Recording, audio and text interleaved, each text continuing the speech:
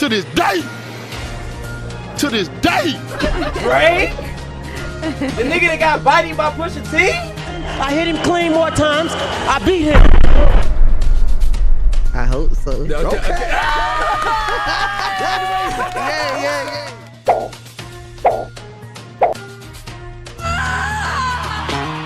What up, Bushido here to talk about that Michael Jackson documentary.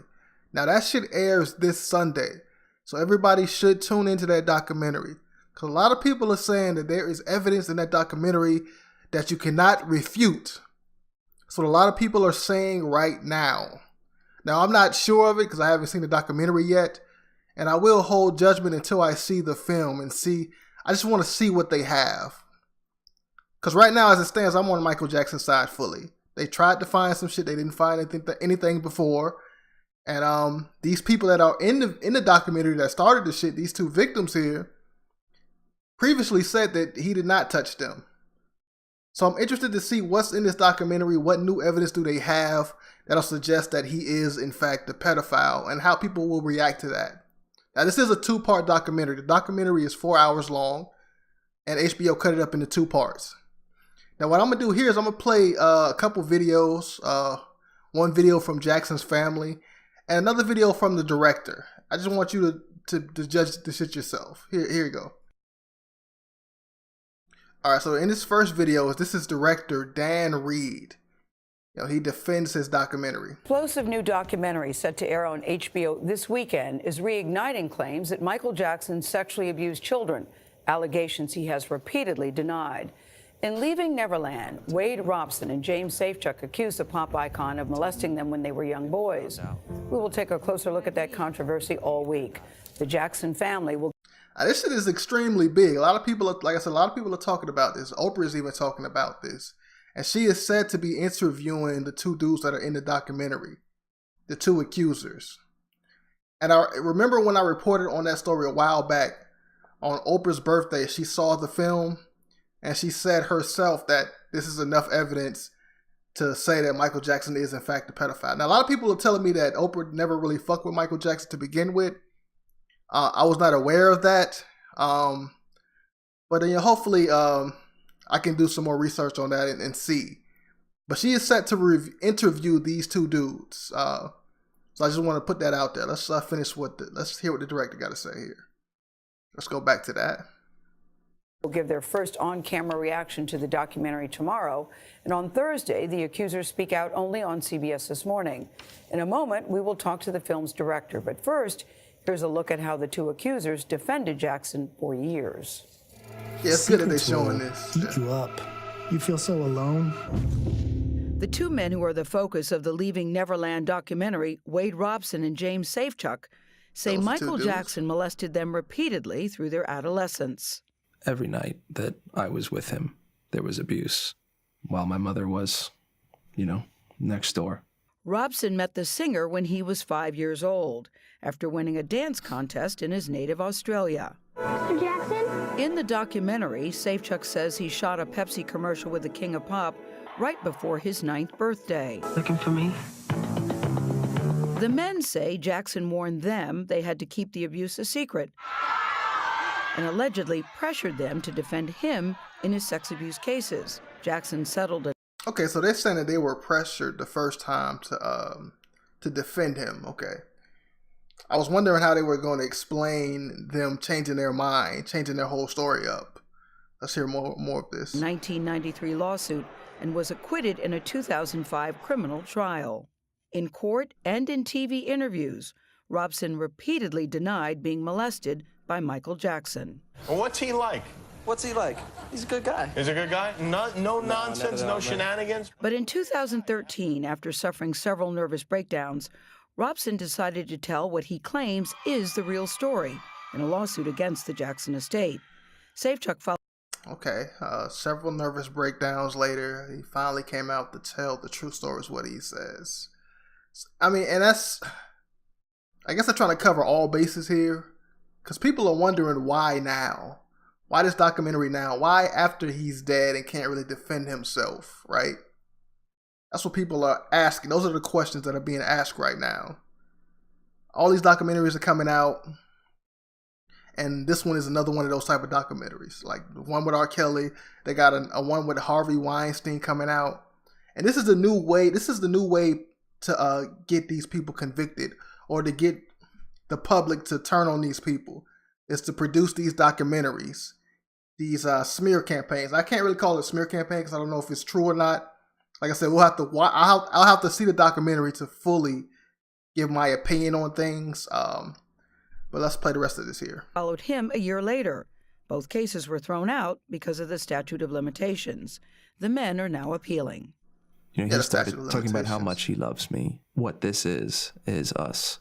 How we show our love for each other. The other people are ignorant and they're stupid.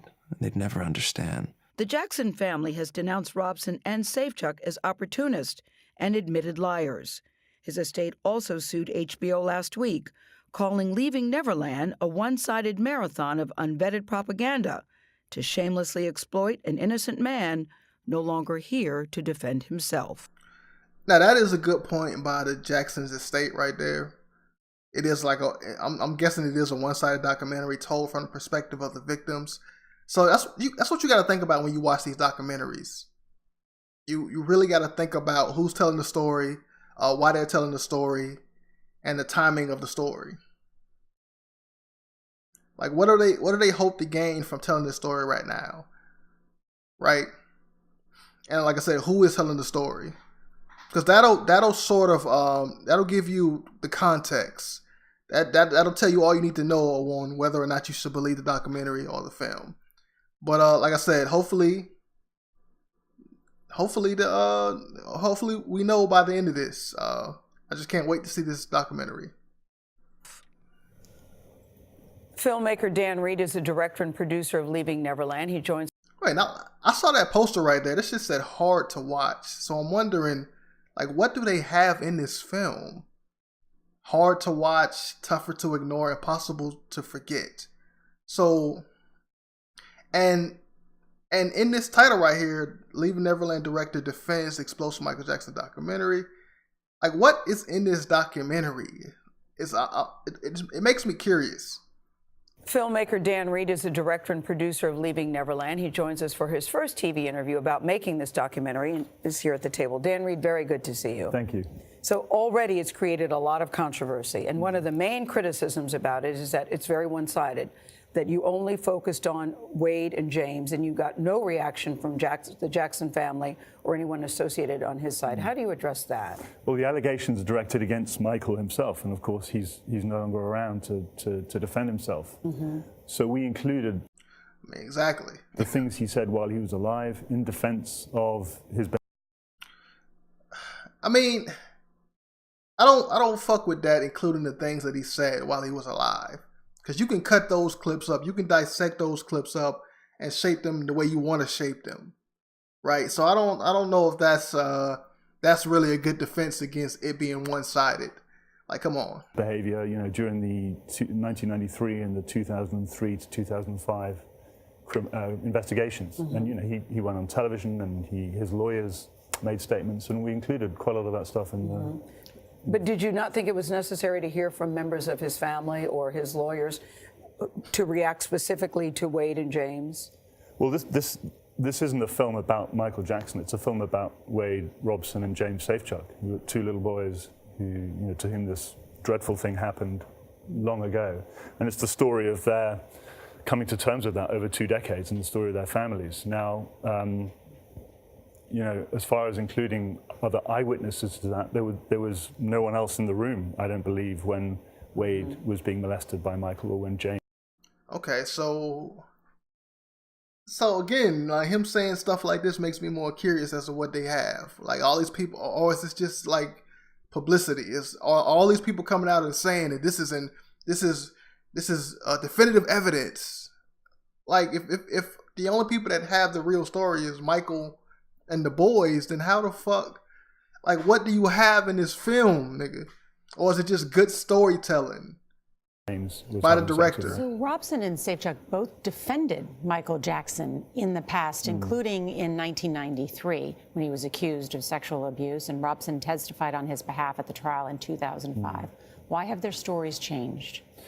Well, what people find it difficult to understand, and what I've always, making this film, found it sort of difficult to understand and is very shocking, is the deep attachment that forms between the abuser and the abused with this kind of grooming pedophile activity. So both Wade and James were in love with Michael, and they even after the sexual activity stopped, they continued loving him, and he was, a close friend, particularly to Wade, for many, many years. And they thought Michael was in love with them too. They say in the documentary. Michael told them both, that he was in love with them, that they were they were special. They had an amazing future ahead of them. Well, and if you're going to be mentioning Michael Jackson, though, don't you have some obligation to get? Also, they have an amazing future ahead of them. And none of them really lived up to that expectations that supposedly Michael Jackson had for them. So people can spin it in a way and say, hey, man, these dudes are just mad that they didn't become those big stars that Jackson told them that they would become. Right? They're just out here to get money because their dreams didn't come true of being big stars like Michael Jackson. In touch with the people who have his interests, even though he's not here, obviously, because you're saying and you're repeating some pretty extraordinary things. Don't you have an obligation to talk to the family, even if you claim this isn't about him? Well, what does the family know about the sexual abuse that happened? Do you think they know about the sexual abuse? But when you're doing it, this is a documentary, it is, say, yeah. Right? So when you're doing a documentary, don't you have an obligation to at least ask the question, because you don't know what the answer is? Well, I kind of agree with what this dude is saying, right?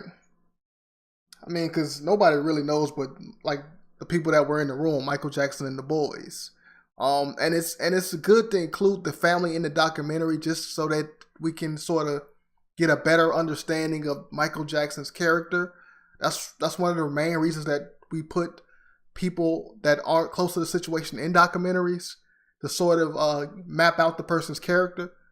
The questions are until you ask. Well, we know that the family and the estates and Jackson during his lifetime and his lawyers all denied that any sexual abuse took place. And those views are strongly represented in the film. We give those views a lot of time in the film on screen, and we have people casting doubt on Wade's. But your main characters denied something at one point, and then you ask them questions and they change their mind. Why not give the family that same chance to perhaps change their story, just as your two main characters did? Oh, that's a good question. What was important for me was to have eyewitnesses or people who could add something to the story. I don't know that the Jackson family has any direct knowledge of what happened to Wade and James. Also, he's not saying this, but I guess it kind of, I don't want to say it makes sense to, if you're making a film specifically about the two victims, right?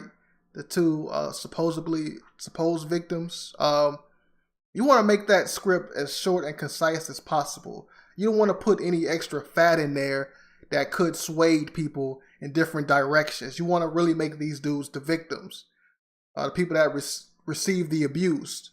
So adding extra stuff in there really muddies the water. So as far as making a good film, it makes sense to leave Jackson's family out of it, because that could muddy the water of what he's trying to convey with the film. This is just based off of just making a good documentary, right? And there's never any documentary or anything, any piece of material or media that is without bias. That's just stupid. Anybody that tells you that don't know what the fuck they're talking about. Anytime you go into something to make a film, you're not going in there being completely unbiased. Because if you are completely unbiased, then you don't really care about the subject matter. Then that means you aren't going to make a good film on the subject matter because you don't really care about it. You have no attachment to it. I don't believe they do. If they do, then they should come. This was clearly very difficult to watch with many disturbing details. How do you vet some of these details, though? Because most of this happened with two people in the room, according to these two men. And that's the case with a lot of pedophile allegations. It's two people in a room, and often people only come out many years after the sexual abuse has taken place. I did a deep dive into the child's. Now, that is true. People do come out many years later. That doesn't necessarily mean it didn't happen. Sexual abuse allegations against Jackson in '93 and in 2003, 2005, and read a lot of the witness statements there and spoke to a lot of the investigators, and I didn't find anything that contradicted or cast any doubt whatsoever on Wade and James's accounts. The documentary was also very graphic. Why did you decide to go that way? Now, here they go with the graphic part again. So that's why I'm so curious as to what he shows. Graphic in what way? Is it graphic in the way, like, I don't know. I'm going to let him explain it. The details of it. I think for many years, Jackson got away with this image of being a bit of a child himself and, you know, being very affectionate with children. And I wanted to make sure that people understood this. So this is what I don't understand, right? He says he got away with it. I mean, just in my opinion, the way he looks and the things he does are strange to most people, even fans of Michael Jackson. So for him to say that he kind of got away with this image, his image is kind of tainted just based off of the surgery or whatnot and how he looks and how he presents himself. Yeah, his music is great and his dancing is great and all that other stuff surrounding him is great. He's a great entertainer, but we still see, a lot of people still see him as a freak. So to me, it would be easier. It should be easier to get, I don't know. This is like I said, I gotta wait to see the documentary. But a lot of this stuff doesn't make sense. This wasn't over enthusiastic, you know, kissing or cuddling. This was sex. This was the kind of sex adults have, but he was having it with a little child. Mm-hmm. And he was known to spend a lot of time with children, some famous. Okay, so he's saying that it wasn't just touching, it was actual sex. Okay. Macaulay Culkin, Corey Feldman, they have throughout the years denied any sexual abuse took place. Did you walk into this project objectively, or did you walk in? Yeah, I forgot about Corey. Yeah, he said, I forgot about him. And he's somebody that's vocal about pedophilia in Hollywood. So I mean, it's interesting. I want to know what he thinks about this whole situation. Honestly. Already believing these two gentlemen.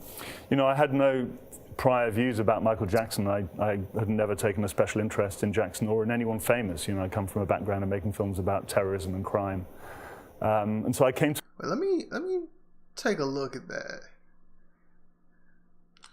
All right, so I pulled up his IMDb here. I just want to take a look at it and be sure. Just want to take a look at it here.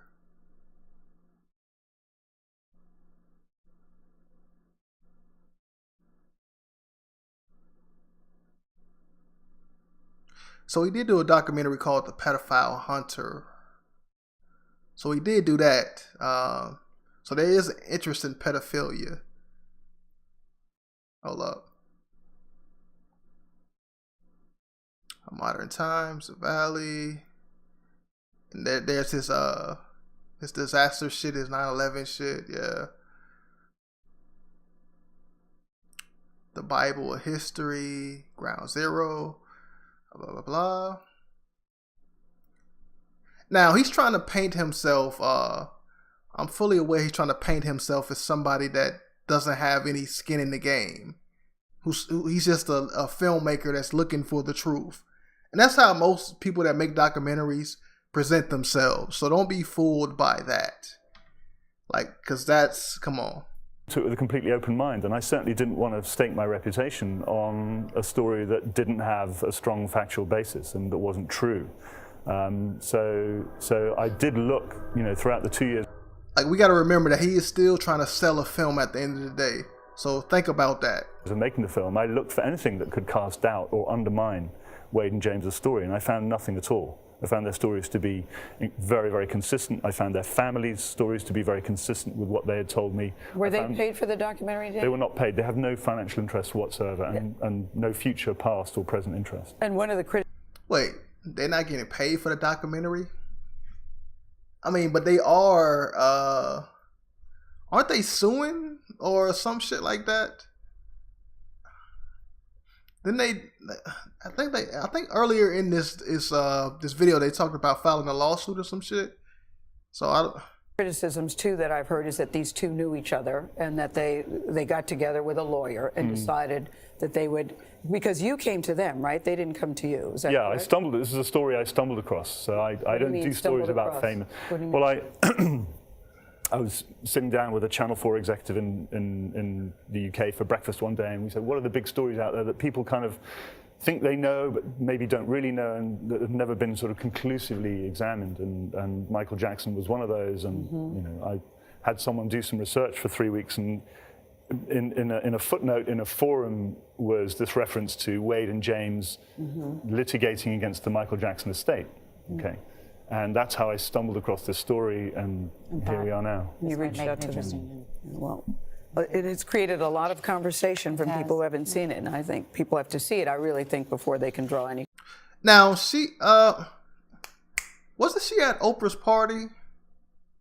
I think she was at, I think she was at Oprah's party. She was one of the people that saw it.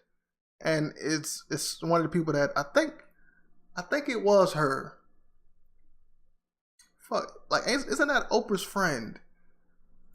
Conclusions. Yeah. On either side. There's a divide between before and after watching the film. All right, Dan. Thank you very much. Thank you. All right, so that is from Dan, the director of the Leaving Neverland film. Let's go to let's get some of Jackson's family on here. So I mean, if his film is not going to contain their side, let's at least get their side on this video. Okay, let me see if I can find. Okay, I think it appears here. Winfrey is set to interview Michael Jackson accusers Wade Robson and James Safechuck, who are the subjects of the upcoming HBO documentary Leaving Neverland, in a TV special that will air after the premiere of the doc. The hour-long special, titled Oprah Winfrey Presents After Neverland, will be taped in front of an audience that includes survivors of sexual abuse and will air simultaneously on HBO and OWN on March 4th at 10 p.m. Leaving Neverland follows Robson and Safechuck as they recount childhood abuse they claim to have suffered at the hands. That shit gonna air afterwards. Damn. Hands of Jackson. Last week, that's like on some Walking Dead shit. The Talking Dead shit. Like, come on. HBO unveiled the doc's first trailer, which and to have a crowd full of people that were sexually abused is that's kind of slanted in a different direction, in a direction that they want to take it in. Both men explain how their experiences with the late pop superstar, who passed away in 2009 at the age of 50, have affected them. Secrets will. He wasn't telling the opportunist. Hold up. I don't think this is the video that I'm looking for here. Hold up. Let me see if I can find it. Hold up. I'm trying to find his family. Hold up. Hold up. That's not it. I got a little bit of their like his family right here. This is a couple of his family members. Julie, and we have two people on the this phone. From the Breakfast Taj and Marlon Jackson. Yes. Hey, HBO is airing that unethical documentary this Sunday called Leaving Neverland, and I don't think Taj and Marlon are too happy about it. Definitely not. Definitely not. It's all about money, and it's frustrating seeing how this is going along. Mm-hmm. Well, Dan Reed, the film director, he said that the two guys did not get paid. He said Wade Robson and Safechuck are not getting paid. I don't believe that. What do y'all think? I don't believe it either, and plus, we know what currency is as well. Fame is currency in today's world. Exactly. You can turn being relevant into making money. They have an appeal going on right now with the estate. Yeah, I talked about I was right about that. So yeah. So it's in their best interest to get the public on their side. Exactly. So they can make as much money as possible. And we're talking hundreds of millions. If you watch that OJ shit, that OJ documentary, was it done by 30 by 30 or some shit like that? They talked about how the public was heavily involved in the story, and the media got involved, and that sort of the way it was framed by the media sort of pushed the jury to vote in that direction. Millions of dollars here. Now, I know you guys have the estate of Michael Jackson does have a lawsuit against them for this documentary. Is there a chance that this could be pulled before Sunday? I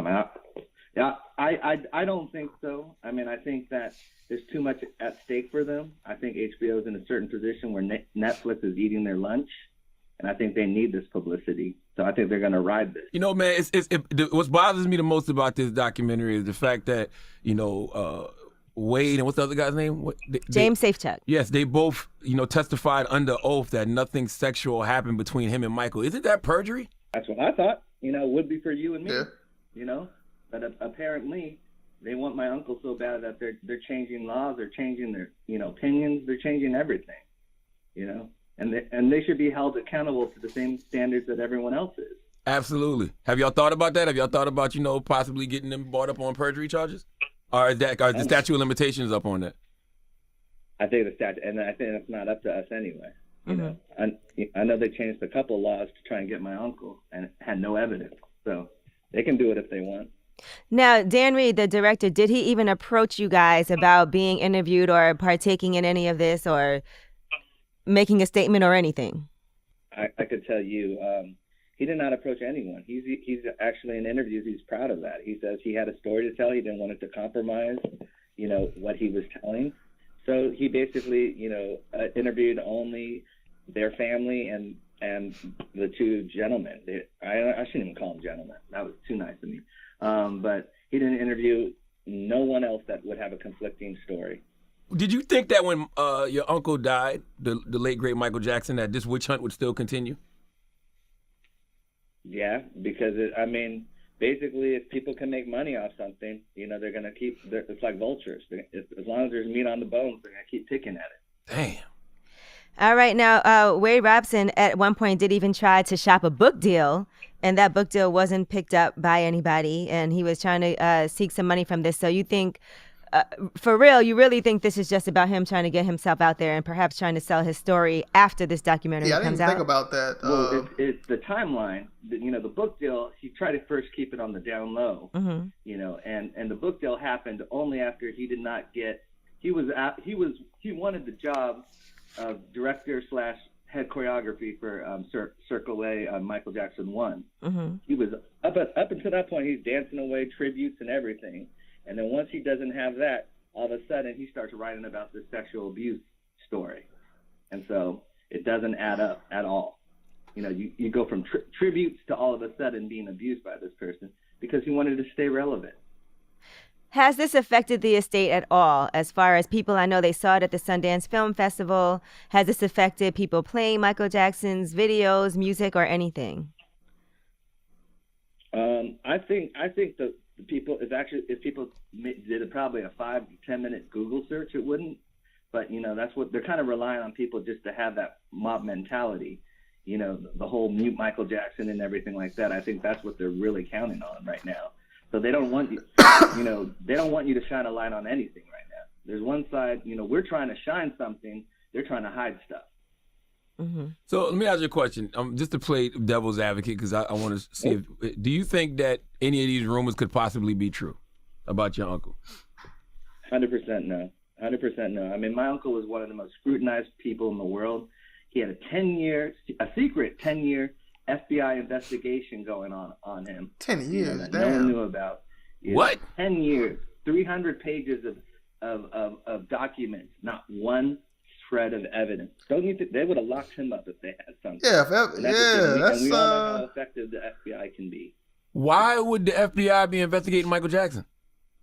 Because with the allegations, I think when the name's Michael Jackson, you're just a target, and if something comes up, it's their due diligence to investigate it.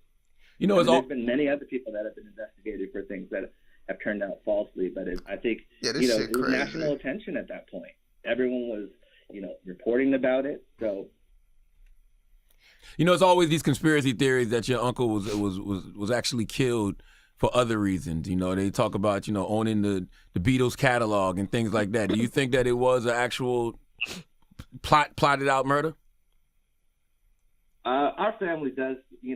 I don't want to say too much, but my uncle owned pretty much half the music industry publishing companies. We're talking everything from the James Bond theme to. He was getting paid. The James Bond theme. He became too powerful. I was watching the Sam Cooke documentary. I just watched that too. I saw that. Yeah. Oh yeah. By the way, that's a great documentary. I should check that Sam Cooke documentary out. Actually, check that shit out. That's a great documentary. But yeah, I'm gonna end it right there. I don't want to play too much and get a strike. But yeah, what are y'all thoughts on this shit so far? The documentary will air. That shit will air Sunday. So hopefully all of y'all watch the shit. I'm gonna see if I can put up a video about it once I see it for myself. And I'm gonna give y'all my thoughts on it. I'm your boy Bushido Spirit. Peace the fuck out. Like, comment, subscribe.